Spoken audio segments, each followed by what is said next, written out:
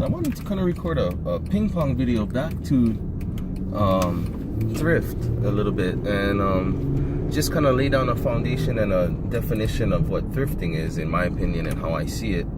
And so thrifting is basically a weird cross between treasure hunting and maybe like gambling. So think of it that way.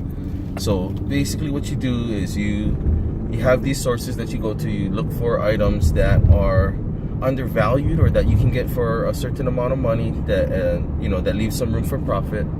And from there you're gambling on the fact that that item is going to move. So you're going to tie up a certain amount of your your income into this item, and in the hopes that it's going to sell, one, for a good amount of money or a good amount of profit, and then also in a reasonable amount of time. That's your best goal. But from the other side of things, or from the client perspective or customer service perspective, the way I see it is we are basically treasure hunters for people, and then we are connecting people with items that they have a high level of appreciation for, higher than our level of appreciation. So the example I like to use is a pair of cycling shoes I found. I found these cycling shoes mixed in with regular shoes.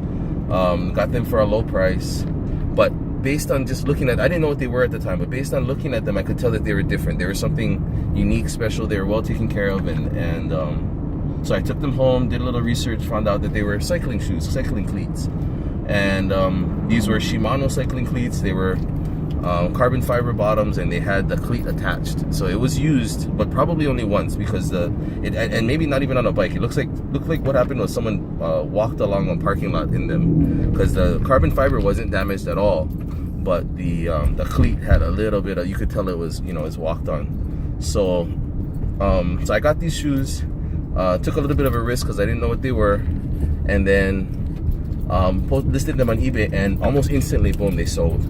And so the thing that was amazing, and the good other thing about it, is that the guy sent me a feedback real quickly and said, "Oh, thank you so much. I love them. They're awesome." And they were beautiful shoes. But to me, I didn't care. I'm not a cyclist, so I didn't care about the shoes that much. But to this person, it meant miles and miles of riding he'd get to do, and get to enjoy them, and put all these spend all these hours using them. And so it really got me to think about that person on the other end is you're treasure hunting, you're gambling, you're doing all these things, but you're also making somebody's day, which is really cool to me. So I thought so that's part of what I see thrifting to be. And so I just wanted to kind of put that together and lay that out there. Some of the early inspirations that I used to, or that I watch, of course I watch everybody now, but I really enjoyed Steve Rakin, Bonafide Hustler, College Picker. I just watched a lot of College Picker today. Let's see, Rally Roots I enjoy, Thrift School I enjoy a lot. We have a lot of common interests as far as like media and video games and stuff like that. So I think he's an underrated thrifter.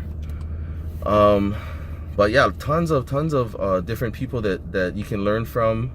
And I think the key, which is Bonafide Hustler's kind of mantra, is be diverse, know a lot of different things, so that when you walk in the store, you're not stuck to just one genre. Or if someone's already whacked the clothes are already picked through, you can go walk through the electronics or go somewhere else to make money that day. So you're not the more you can do in a certain given time or a certain trip, the more valuable that trip becomes, right? So it's a real cool concept, and it's very therapeutic for me. It's something that I really enjoy.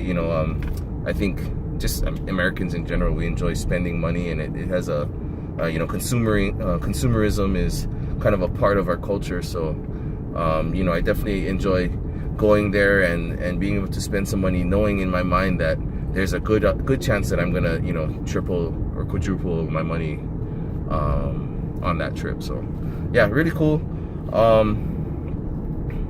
something I'm pretty new at. I mean, year and a half is nothing compared to a lot of these people that have, you know, gone through, you know, certain trend shifts in terms like even eBay, and, you know, before, you know, I hear a lot of them say, you know, before eBay was like this, that, you know, it was a certain other way, and, you know, there's been a history there that I haven't even been a part of. So pretty new into it, and it's exciting. So I don't think I'm going to be stopping it anytime soon. I don't think it is a full-time deal for me. It's not something, as much as I enjoy it, I don't think it's something that I would say I want to do it full-time, because there is a lot of work involved to put it a certain way. There's stuff to do, there's shipping, there's, you know, a lot of, you know, the questions means, you know, you got to have these inventory systems, and all those kind of things are in place. So it's not a full-time gig, but it's definitely something that I want to keep in the arsenal as a,